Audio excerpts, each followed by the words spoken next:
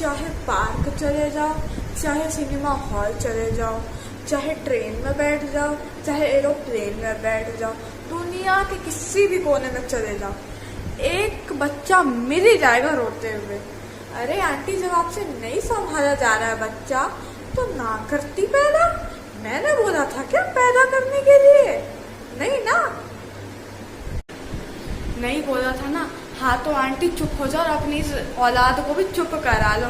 घर पे घर वालों के ताने सुनकर आए हैं, इसकी चीखें सुनने का मूड नहीं है। और अगर ला भी रहे हो तो उसको चुप करवाने की टेक्निक सीख लो। अलग अलग लोगों के गोदी में देने से ना चुप नहीं हो जाएगा। और कुछ बोल दो तो कहेंगी ये तो बच्चा है, इसके ऊपर तो प्यार आना चाहिए। हम भी तो अपनी माँ के बच्चे हैं। आपको मुझ पे दया आई? नहीं ना। मेरे 600 रुपये बर्बाद करवा दिया अपना बच्चा मॉल में जाके। कब से भै भै भै भै रोया जा रहा है, मूवी ही नहीं देखने दे रहा आपका लल्ला।